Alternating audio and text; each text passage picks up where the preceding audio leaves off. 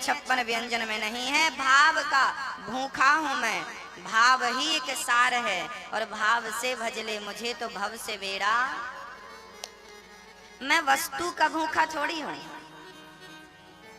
मैं किसका भूखा हूं? राम ही केवल।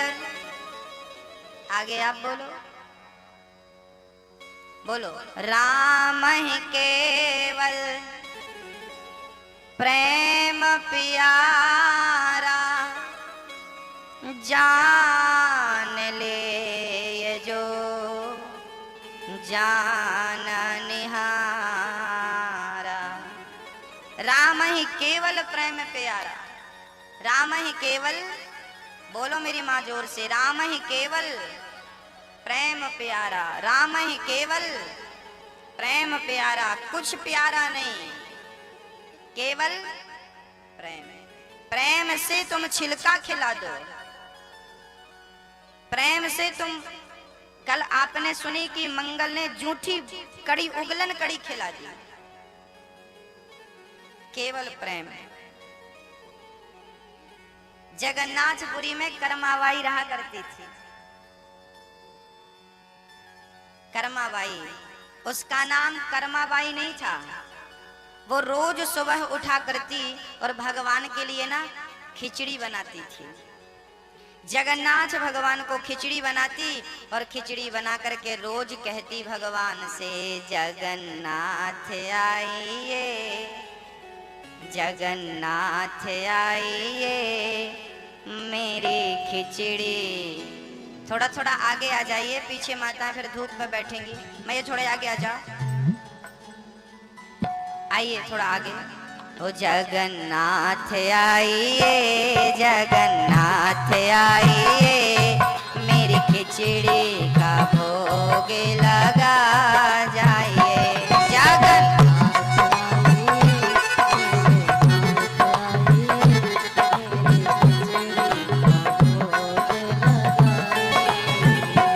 जगन्नाथ आइए, जगन्नाथ आइए मेरी खिचड़ी का भोग लगा जाइए।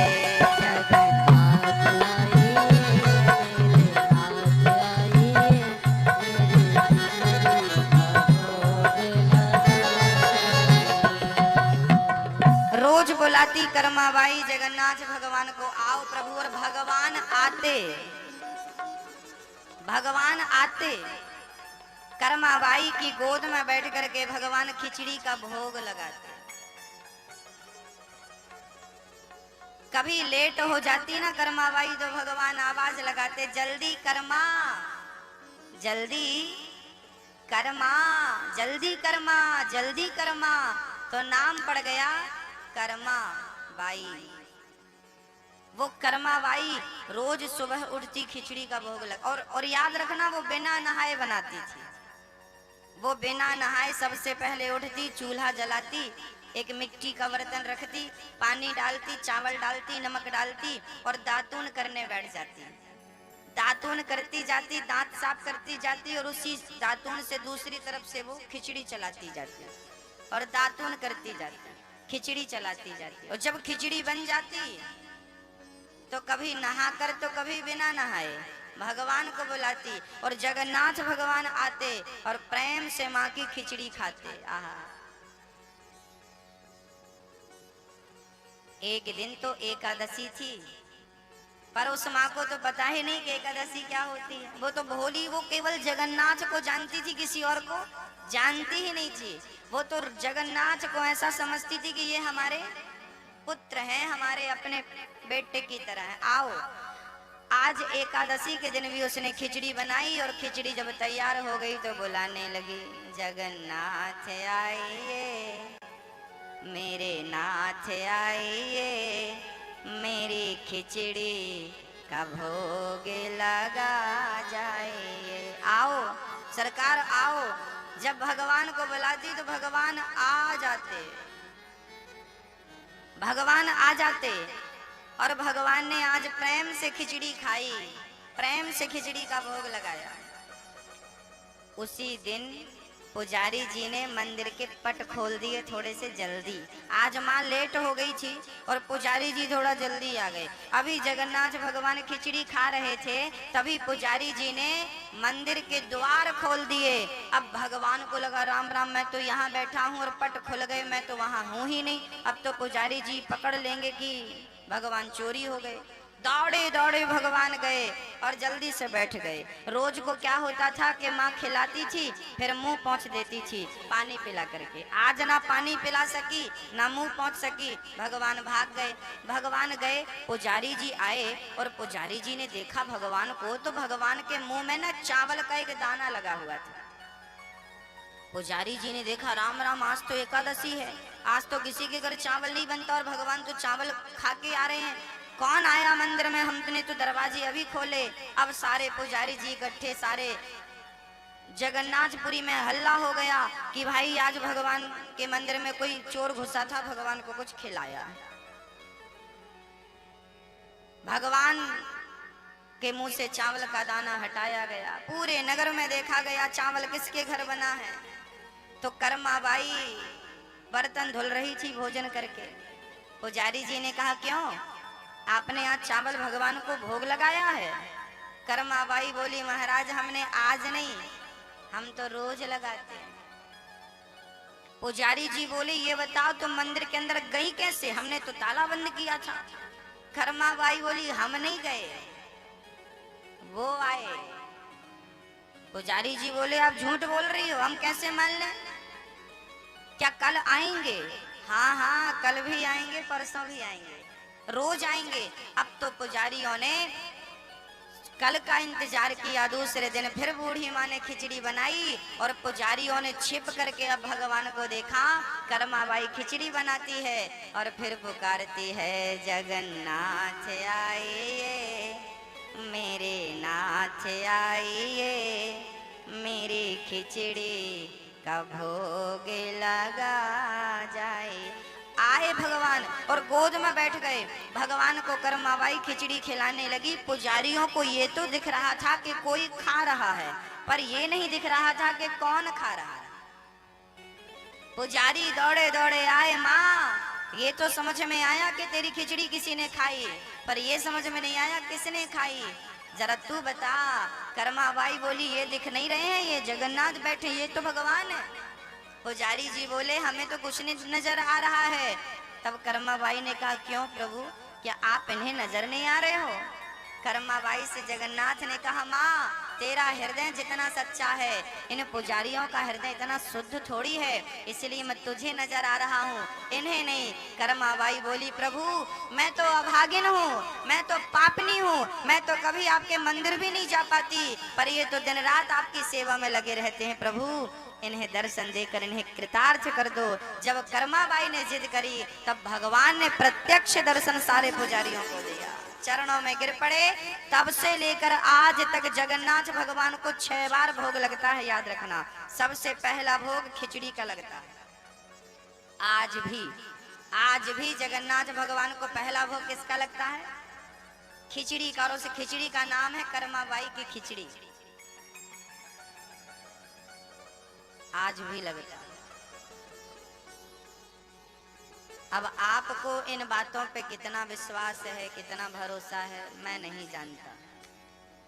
लेकिन जगन्नाथपुरी जब मैं गया, अभी 16 जनवरी से हम वहीं थे, अब 9 जनवरी से वहीं थे, कथा थी जगन्नाथपुरी में। हमने देखा है भक्तों, प्रत्यक्ष देखा है परमात्मा को। देखना हो तो जगन्नाथपुरी चले जाओ।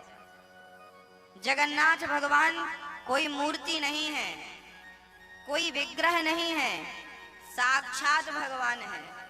बस अपना अपना नजरिया है देखने का। आज भी जगन्नाथ भगवान प्रत्यक्ष दर्शन दे रहे हैं। कभी जगन्नाथपुरी का मौका लगे तो आप जाना। और वहां दक्षिण द्वार पर एक कान पत्ता हनुमान जी हैं, ऐसे कान करके बैठे हैं, उन्हें कान पत्ता हनुमान जी कहते हैं। आप दक्षिण द्वार पे हैं, वहां हनुमान जी के मंदिर के सामने एक मेंढक बैठा है। कौन बैठा है? एक मेंढक बैठा है। कभी आप जाना तो उस मेंढक को जरूर देखना। वो मेंढक हनुमान जी के मंदिर के सामने कब से बैठा है, वो पुजारी कहते हैं कि कब से बैठा है हमें नहीं पता, और आप 10 साल बाद आओगे तो ये मेंढक यहीं बैठा मिलेगा। और वो मेंढक इतना बूढ़ा हो गया है कि आप जब गौर से देखेंगे तो लगेगा कि ये बापों का भी बाप है, इतनी लंबी आयु उस मेंढक की। जब तक हनुमान जी का मंदिर खुला रहता है तो वो हनुमान जी के सामने आकर बैठ जाता है, और मंदिर बंद होता है तो पीछे चला जाता है, हनुमान जी के थोड़ा सा आराम करता है, और हनुमान जी को जो चढ़ता है ना फूल पत्ते वत्ते, वही खा करके वो पेट भर लेता है। मेरी बात पे आपको यकीन नहीं है तो जगन्नाथपुरी कभी जाना और उस मेंढक को अपनी आंखों से देखना। जाना 2 साल बाद जाना, 4 साल बाद जाना, उस मेंढक को जरूर देखना। ये बात मैं क्यों कह रहा हूं, क्योंकि आज भी जगन्नाथपुरी में, जगन्नाथपुरी हो, वृंदावन हो, अयोध्या हो, जितने भी तीर्थ हैं, आज भी बड़े बड़े साधु संत किसी ना किसी रूप में बैठे हैं और वो भगवान का नित्य चिंतन कर रहे हैं, तीर्थ का नित्य वास कर रहे हैं। वो और कोई नहीं, साधु संत ही इस रूप में बैठे हैं, भगवान का दर्शन कर रहे हैं। तीर्थों में जो वृक्ष होते हैं ना मेरी माँ, वो वृक्ष भी कम पुण्य वाले नहीं, जो बहुत पुण्य करते हैं भगवान उसे तीर्थों में वृक्ष बनाकर भेज देते हैं, जाओ तुम्हें तीर्थ का वास मिलेगा। वृंदावन के वृक्ष को मरम न जाने कोय, डाल डाल और पात पात में राधे राधे होए। कर्माबाई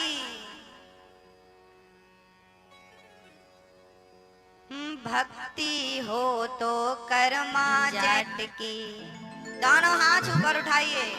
और ये घटना राजस्थान की है। जाट की एक पुत्री थी, जाट जी कन्हैया के बहुत बड़े भगत थे।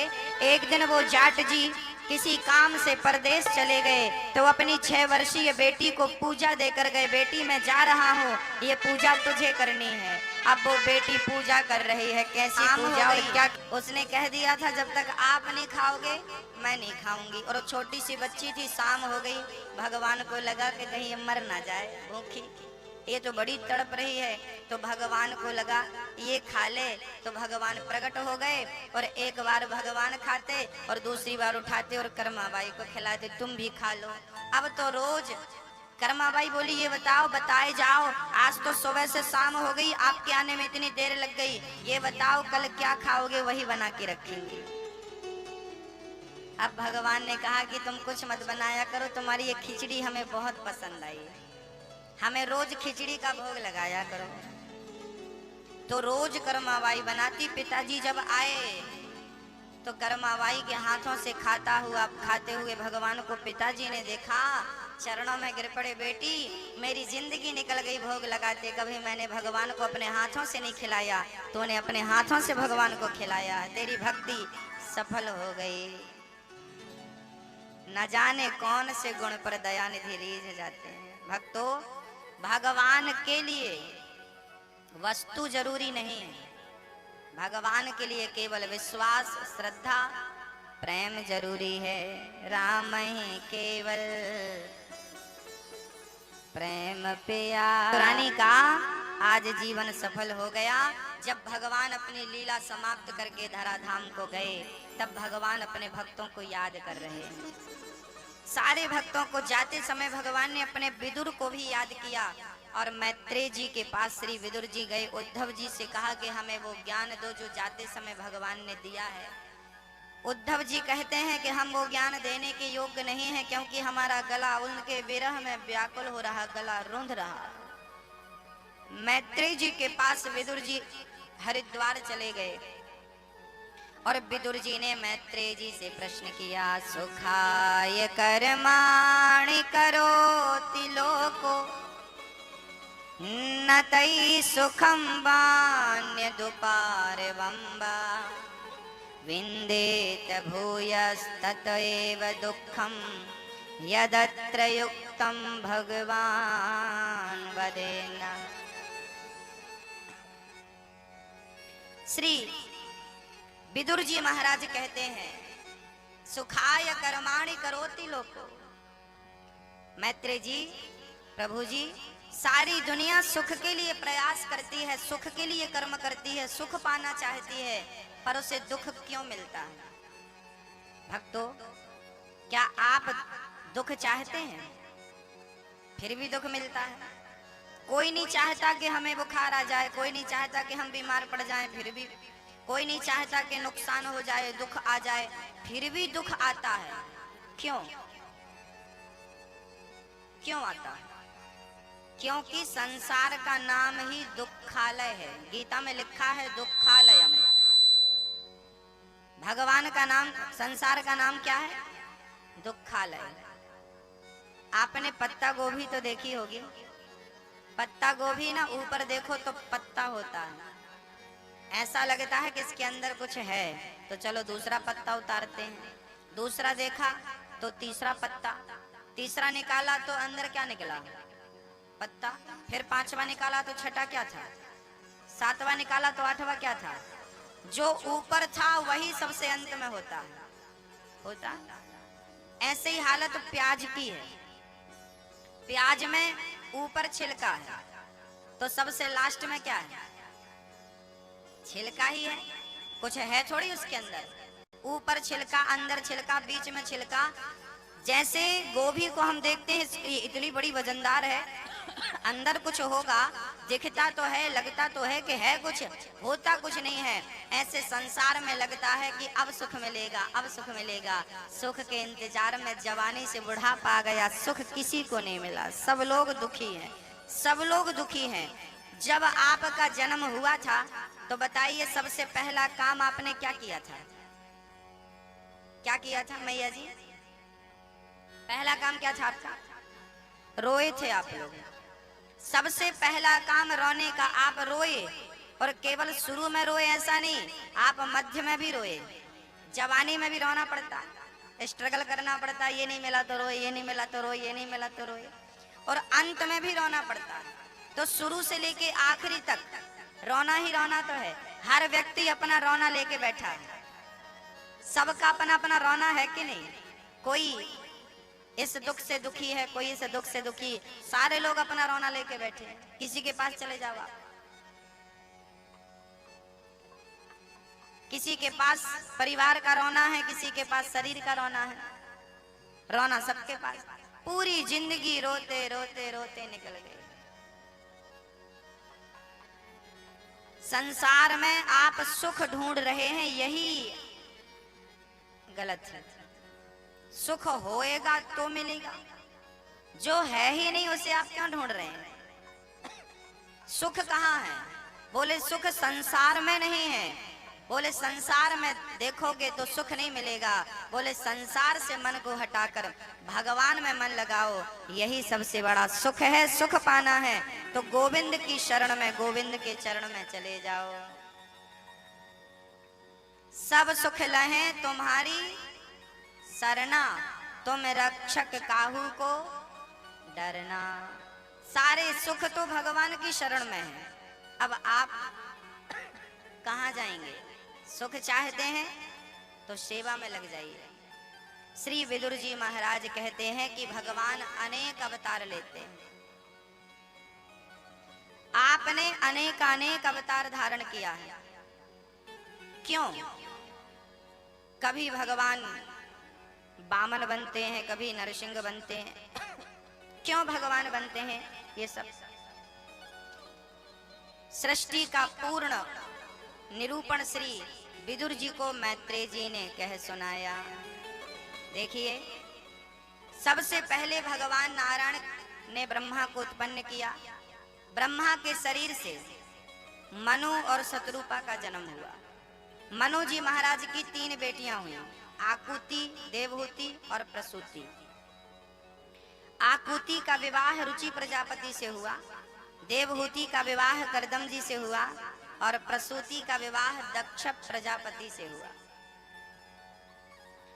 देवहूति के यहाँ कपिल भगवान प्रकट हुए। देवहूति का विवाह करदम जी से हुआ, करदम जी समाधि में बैठे थे। मनु जी आ गए, मेरी बेटी से विवाह कर लो। करदम जी बोले ठीक है। आपने विवाह किया और विवाह के बाद करदम जी की फिर समाधि लगी तो 40 वर्षों बाद खुली। तब तक देवहूति उनकी सेवा ही करती रही। 40 वर्षों के बाद कपिल करदम जी जागे, देवी कौन हो आप? देवहूति बोली, स्वामी जी भूल गए, मैं आपकी पत्नी हूँ, आपकी सेवा में लगी रही। आपसे 40 वर्ष पहले मेरा विवाह हुआ था और आप जो ध्यान में डूबे तो 40 वर्षों बाद आपकी समाधि खुल रही है। अब बताइए 40 वर्षों तक कोई पत्नी इंतजार करेगी आज की? देवहूति तो बुढ़ी हो गई। करदम जी बोले, देवी ये बताओ कि आपकी इच्छा क्या है? देवहूति बोली कि आप जैसे पति को पाकर केवल एक ही इच्छा है कि आपसे एक सुंदर पुत्र हो। करदम जी बोले कि सरोवर में डुबकी लगाओ। देवहूति ने डुबकी लगाई तो सुंदर स्त्री कन्या बनकर के 16 साल की बनकर के देवहूति बाहर आई। करदम जी ने भी डुबकी लगाई तो वो भी तप के प्रभाव से वो नव युवक हो गए। एक सुंदर सा विमान बनाया। अच्छा, रावण के पास पुष्पक विमान था। इस विमान के पहले भारत में विमान की बात लिखी है। पुष्पक विमान के पहले कामक विमान था जो करदम जी ने बनाया था रमण करने के लिए।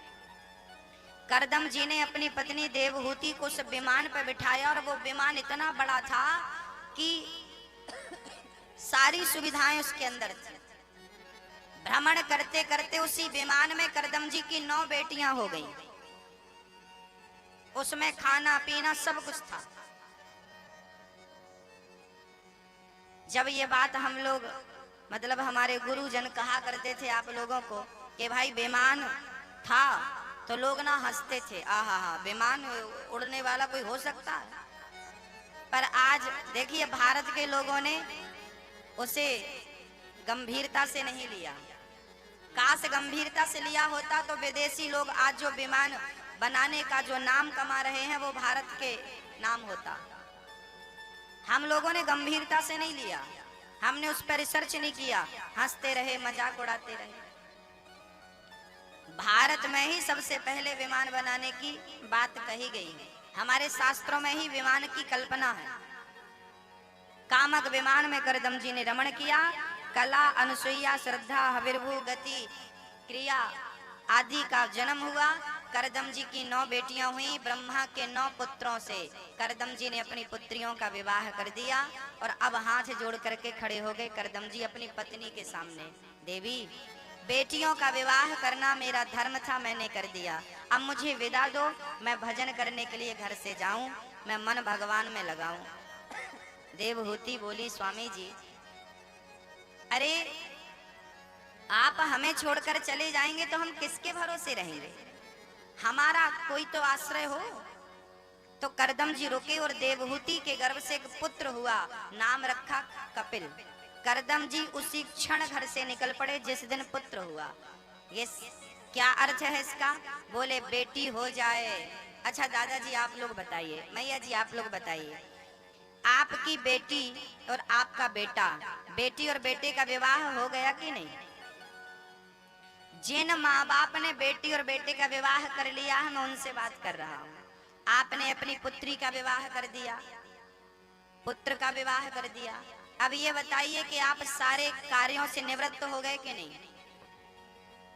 सारी जिम्मेदारियों से निवृत्त हो गए कि नहीं? अभी कुछ बची है? क्या बची है? अब एक ही जिम्मेदारी है, भगवत प्राप्ति, ईश्वर की प्राप्ति करना आपकी अब परम जिम्मेदारी है। बेटी का विवाह कर दिया, बेटे का विवाह कर दिया, अब अपना मन घर से हटाओ और मन भगवान में लगाओ। बुढ़ापा बिगाड़ो मत। आप लोग ना जरूरत से ज्यादा घर में आ सकते हैं, यही आपके दुख का सबसे बड़ा कारण है। आपका मन घर परिवार से हटता नहीं, दाढ़ी पक गई, बाल पक गए, फिर भी घर पे पड़े हो। छोरी का विवाह हो गया, छोरे का, घर में काम क्या है आपका ये बताओ, क्या काम है? बचा कोई काम? क्या काम बताओ? कोई काम नहीं बचा, फिर भी घर पे पड़े।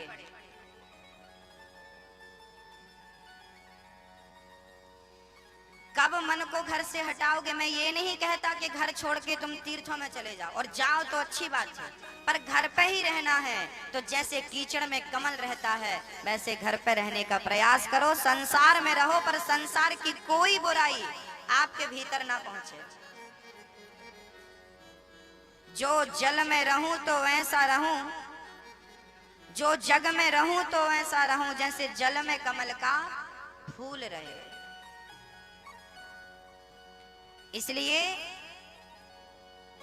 गीता में दो बातें लिखी हैं, बहुत ध्यान से समझना ये बात। पहली बात तो ये लिखी है गीता में, भगवान श्री कृष्ण कहते हैं कर्मण्येवाधिकारस्ते मा फलेषु कदाचन। भगवान श्री कृष्ण कहते हैं कि कर्म करो। क्या करो मैया जी? ओ मैया ध्यान दे दो मेरी माँ, क्या लिखा है गीता में? कर्म करो। और जब हम 18वें अध्याय पे आते हैं, गीता के 18वें अध्याय का 66वां श्लोक जब हम पढ़ते हैं तो वहां पर भगवान ने कह दिया कि अब कर्म मत करो। अब देखो, एक तरफ तो भगवान कहते हैं कर्मण्येवाधिकार से, कर्म ही पूजा है, कर्म करो, और दूसरी तरफ कहते हैं सर्वधर्मान परित्यज्य मामेकं शरणं व्रज अहं त्वा सर्व पापेभ्यो मोक्षयिष्यामि मा शुचः। अब यहाँ दो बातें क्यों लिखी हैं, ये कोई सत्संगी होगा तो ही समझ पाएगा। समझा दूं आपको। भगवान कृष्ण कहते हैं कर्म करो। ये बात किनके लिए लिखी गई है? यदि आपकी उम्र 40, आपकी उम्र 50 साल से कम है, आपकी उम्र यदि 50 वर्ष से कम है तो फिर आप गीता का ये श्लोक पढ़िए कि कर्मण्येवाधिकारस्ते। 50 वर्ष से कम उम्र वालों को कर्म करना चाहिए, खूब पैसा कमाना चाहिए, बेटी का विवाह करना चाहिए, बेटे का विवाह करना चाहिए, पत्नी को खुश रखना चाहिए, पुत्रों की भी सुननी चाहिए, उनकी परवरिश करनी चाहिए। सारा काम करो जो गृहस्थ जीवन में है। अतिथि सत्कार करो, गाय की सेवा करो, ब्राह्मणों की सेवा, संतों की सेवा, दीन दुखियों की, सब कुछ करो। कब तक करो? 50 साल। ये आपका धर्म है, करो। खूब पैसा कमाओ, पैसा कमा के धर्म में लगाओ। लेकिन जब आप 50 से 51 वर्ष के हो जाएं तो फिर ये वाला श्लोक आपके काम का नहीं है। फिर आगे का पाठ पढ़ोगे ना भाई, हमेशा ही 5वीं में रहोगे, 6वीं में नहीं जाओगे क्या? 7वीं में नहीं जाओगे, 8वीं में नहीं जाओगे, वही घिसते रहोगे। आगे जाओ।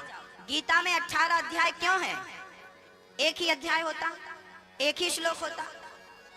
ये सारी बातें स्टेप बाय स्टेप कही गई है ना भाई। पहली क्लास में बच्चा जाता है तो कुछ और पढ़ाया जाता, दूसरी क्लास में आगे का सब्जेक्ट, तीसरी क्लास में और आगे का। जैसे जैसे वो परिपक्व होता है तो कठिन सब। अब 10वीं का कोर्स पहली के विद्यार्थी को नहीं पढ़ा सकते, वहां तक जाने के लिए उसे दूसरी, तीसरी, चौथी, 5वीं, ये स्टेप बाय स्टेप। ऐसे ही भगवान ने गीता को रखा है कि पहली क्लास में हो तो कर्म करो, पैसा कमाओ, परिवार की सेवा करो, पर आप 50 वर्ष से अधिक हो गए, 51 के हो गए तो आपकी परिभाषाएं बदल गई। क्या बदल गई? क्या लिखा है? गीता पढ़ो। 18वां अध्याय बूढ़े आदमी के लिए 18वां अध्याय है। और मैं तो कहता हूँ 50 के बाद गीता का 66वां श्लोक क्या कहता है? सर्वधर्मान परित्यज्य। भगवान कहते हैं तुमने बेटी विवाह दी, तुमने बेटा विवाह दिया, सारा काम हो गया, अब क्या करो? बोले अब सर्वधर्मान, सब छोड़ो। सर्वधर्मान परित्यज्य, सब छोड़ो। फिर क्या करें छोड़ के? बोले मामेकं शरणं व्रज, मेरी शरण में आओ। भगवान कृष्ण कहते हैं अब तुम सब छोड़ो और मेरी शरण में आओ।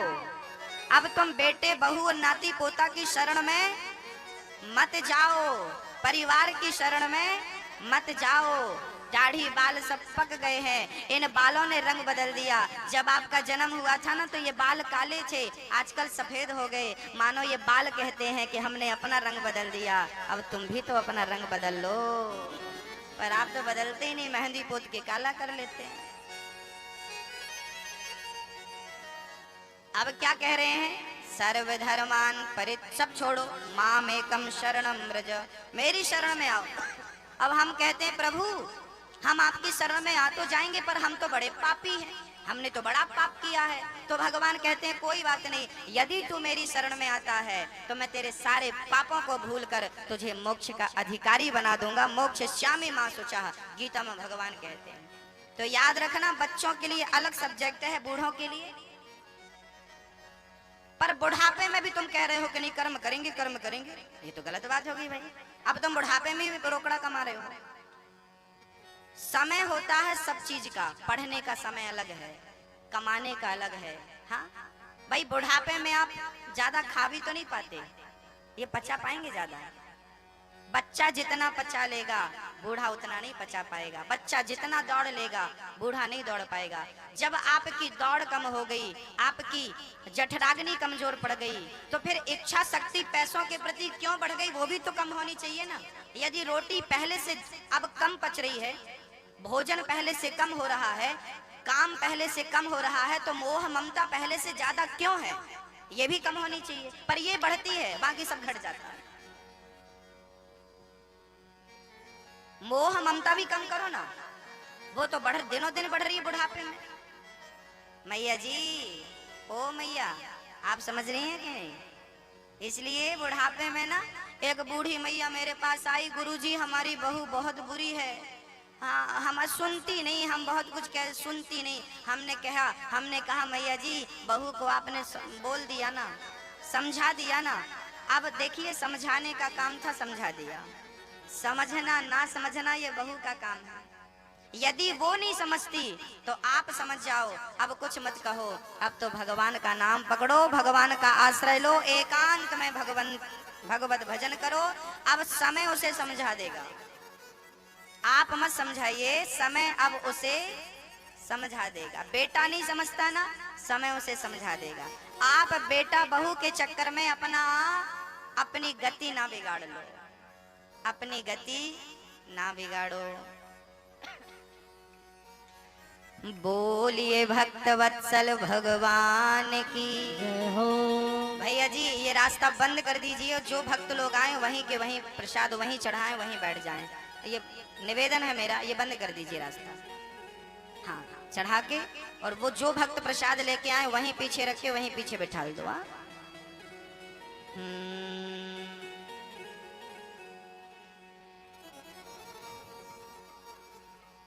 ये मन बहुत